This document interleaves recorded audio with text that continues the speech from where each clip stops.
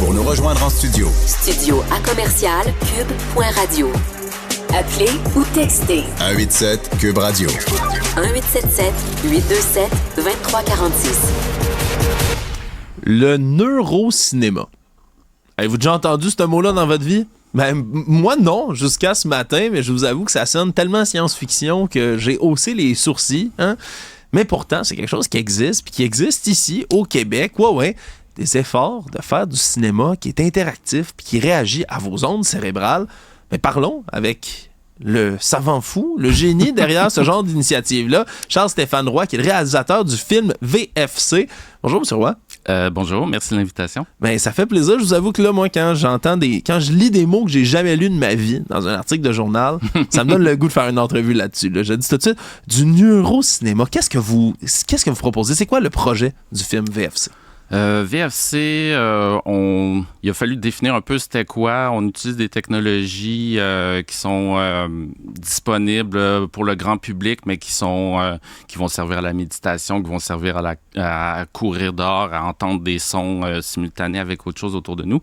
Puis nous, ce qu'on a fait, c'est qu'on les a implémentés dans une expérience de salle de cinéma qu'on décrit qui est à la fois adaptative, donc le son s'adapte, une partie du son s'adapte à vos ondes cérébrales en les analysant tout au cours du film.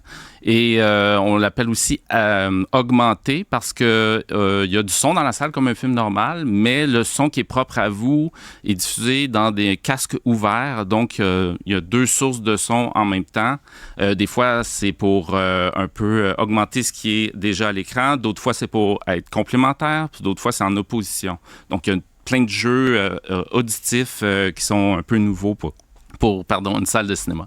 OK, fait qu'il y a la trame sonore générale, tout le monde entend la même chose, puis il y a comme ce qu'on entend nous-mêmes. Là. Exact. Puis ça se base, là, donc, j'imagine, on a un casque, c'est quoi, là, qui prend nos ondes cérébrales, qui les mesure sur la tête tout au long du film? Donc, oui, on a pu... comment ça fonctionne? En gros, les gens arrivent dans la salle, on leur prête deux casques, un casque qu'on dit EEG, donc électroencéphalographique, qui mesure l'activité cérébrale. Et donc, ils posent le casque sur leur tête, ils portent les écouteurs ouverts également. Ils ont un lien qui peuvent avoir des informations sur le film. Pendant le film, ils n'ont rien à faire, c'est le cerveau qui fait tout le travail. C'est pour ça qu'on dit que c'est adaptatif au lieu d'interactif. On n'a pas à peser sur des pitons ou quoi que ce soit. Donc, l'expérience est super fluide pendant le film. Puis, à la fin du film, de la projection, donc de chaque projection, les personnes qui ont laissé leur courriel peuvent recevoir un compte-rendu en quoi leur expérience a été unique, mais quels sont les éléments aussi qu'ils partagent avec d'autres gens qui étaient dans l'auditoire pendant cette projection-là. OK, puis qu'est-ce qu'on a adapté? Parce que là je comprends. OK, il y a des sons, il y a de la musique qui s'adapte à nos ondes cérébrales. Ça, je le comprends. Mais quelle onde cérébrale active quel genre de son? C'est quoi? Y a-t-il des états d'esprit précis qui vont amener certains sons? Est-ce qu'il faut être positif, négatif, stressé, heureux? Qu'est-ce qui déclenche quoi? Puis après, c'est quoi l'intention derrière ça? Bien, il y a eu beaucoup de travail qui a été fait. Entre autres, c'est une équipe très diversifiée. Là. On travaillait avec des scientifiques, des gens de technologie, des chercheurs en neurosciences, entre autres. Puis, avec le casque qu'on utilise, le modèle qu'on utilise, donc on va aller chercher des données sur la manière que vous êtes... il y a des termes comme engagé ou concentré. Puis, à partir de là, on établit, OK, vous situez, ça, c'est votre moyenne. Puis, à chaque fois que vous allez en haut de votre moyenne ou en bas de votre moyenne, on va vous diriger vers quelque chose qui représente un peu votre état d'esprit, donc à certaines scènes précises du film. OK. Puis là, dans ce cas-ci, le film que vous avez présenté, le VFC, c'est une espèce de film d'horreur, suspense, thriller, qui est un peu, de ce que je comprends, c'est méta, là, c'est très méta, ça parle en soi presque du projet du film. Résumez-nous un peu le synopsis. Oui, effectivement, ce que vous dites, le méta, c'est il y a des gens, les gens dans la salle ont des casques, puis on analyse leurs données biométriques pendant le film, puis à l'écran, ils voient donc un groupe de scientifiques qui s'intéressent à l'impact de la musique et du son sur notre cerveau. sur le cerveau des gens. Puis, ils reçoivent un colis, une sorte de petit lecteur comme un iPod qui est anonyme. Puis, chacun, il renferme une pièce de musique particulière. Puis, chacun d'entre eux va réagir un peu à la façon d'un virus, comme dans un film d'horreur, ça serait un virus, puis les gens seraient contaminés. Ouais. Là, c'est un virus auditif. Et puis, les gens il y a 5 personnages principaux, dont Elisapi, qui réagissent complètement différents. Donc, ça vient changer individuellement, mais aussi la dynamique de groupe un peu. On a choisi des éléments de films d'horreur parce que si on prend un drame qui est un peu uniforme tout au long, ben on n'a pas beaucoup de variations dans les réactions des gens. Donc, on voulait provoquer certaines réactions pour que ça bouge un peu pendant l'expérience. Là, je comprends que c'est appliqué à un film comme celui-là, mais la technologie en tant que telle est en train de se développer. Je comprends que de l'adaptabilité, merci, avec un casque comme ça pour du son, on pourrait l'imaginer pour autre chose d'extra-sensoriel dans un cinéma. Là, je pense, par exemple, au siège D-Box qui existe, qui bouge, qui brasse. C'est pensable un jour de pouvoir connecter un casque comme ça, puis dépendamment de comment tu réagis, ton siège bouge, par exemple? Je donne des idées. Absolument. D'ailleurs, le casque audio qu'on utilise, il y a un petit côté, ce qu'on appelle haptique, donc une vibration, surtout avec des basses fréquences, donc les basses, comme dans un cinéma, au lieu que ça soit le siège qui vibre. Mais là, c'est c'est l'écouteur qui est placé juste sur la tempe, qui ne vient pas obstruer l'oreille. Donc, les gens peuvent aussi avoir une sensation physique particulière lorsqu'ils écoutent le son qui est personnalisé dans les écouteurs.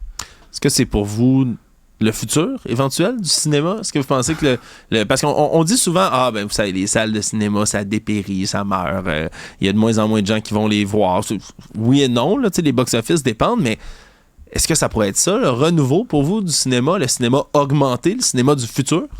C'est peut-être un des futurs, oui. C'est sûr que, mettons, surtout depuis la pandémie, depuis Netflix, les gens, c'est super dur de les faire sortir en salle. Faut qu'il y ait quelque chose supplémentaire et puis qui soit pas nécessairement juste les films Marvel. Donc, nous, à notre échelle, on n'a pas un budget comme ça. Donc, comment on peut être original puis inciter les gens à vivre quelque chose qui va être vraiment unique à eux, mais unique, faut être dans la salle pour pouvoir le vivre parce que ça nécessite de l'équipement. Donc, oui, j'imagine que c'est un des futurs avec l'intelligence artificielle, entre autres. Oui, parce que ça, c'est un autre point. L'intelligence artificielle pourrait finir par venir jouer un beaucoup plus grand rôle, j'imagine. Qu'elle en joue déjà un, d'ailleurs, dans cette réalisation-là? C'est déjà entamé. Hollywood est déjà là-dessus. Il y a déjà des concours de courts-métrages faits par AI avec des résultats inégaux, mais certains... Quand les artistes puis les studios vont rentrer là-dedans, c'est sûr que ça va amener des nouveaux contenus, ça va intéresser les gens. Encore là, est-ce qu'en salle ou sur Netflix, sur YouTube, etc., ça, personne ne le sait encore. Là. Ouais, c'est quoi les prochains projets que vous aimeriez faire avec le EEG, avec toutes ces technologies-là augmentées? C'est quoi la suite après VFC pour vous? Donc, on est déjà en train de réfléchir à comment on peut implémenter pour tout ce qui est, en fin de compte, t'es assis dans une salle puis tu regardes quelque chose, donc t'as pas à bouger ou manipuler. Exemple du théâtre, de la danse, etc. Ah, OK. Puis aussi, on a un projet justement qui, avec de l'intelligence artificielle, pourrait faire en sorte que non seulement le son est adaptatif, mais l'image aussi. Donc, c'est un petit peu ce qui s'en vient pour nous. Là. Un film dont vous êtes le héros, là. Éventuellement un jour. Là. Genre. C'est ça, OK. Je suis peut-être en train de rêver, mais je me dis, mon Dieu, si c'était possible. Ben, écoutez, VFC, ça a l'air absolument fascinant. Est-ce qu'on peut encore le voir en salle? Jusqu'à quand? Où? Comment? On a commencé à avoir des premières projections à la Cinémathèque québécoise, puis vu qu'on a besoin de technologie, on peut pas le sortir dans 30 salles en même temps. Donc, avec le distributeur H264, on regarde pour faire une tournée dans d'autres salles, à la fois à Montréal, puis partout au Québec. Question comme ça qui vient de me surgir dans l'esprit, M. Roy. Est-ce qu'il y a des scientifiques, est-ce qu'il y a des instituts qui accumulent les données que vous récoltez? Est-ce que vous allez les utiliser dans d'autres cadres, dans d'autres choses? Est-ce que c'est seulement dans un point de vue de divertissement puis de cinéma? Non, pas du tout. Dans ce cas-ci, on avait des conseillers juridiques, puis on se fie à la loi. Donc, toutes les données sont anonymisées. On s'en sert strictement pour améliorer, peaufiner nos algorithmes. Mais sinon, les gens même s'indiquer sur l'application web lorsqu'ils viennent voir le film que s'ils veulent que leurs données soient individuelles, soient supprimées, on va les supprimer pour eux, il n'y a aucun problème. Bon, ben ça va peut-être en rassurer quelques-uns qui avaient des craintes là, soudainement dystopiques autour d'une représentation du cinéma comme ça. Mais là, neurocinéma, le cinéma augmenté, c'est fascinant. Charles-Stéphane Roy, vous êtes le réalisateur d'un film qui utilise ces méthodes-là, le VFC. Merci beaucoup d'avoir été là. Merci à vous.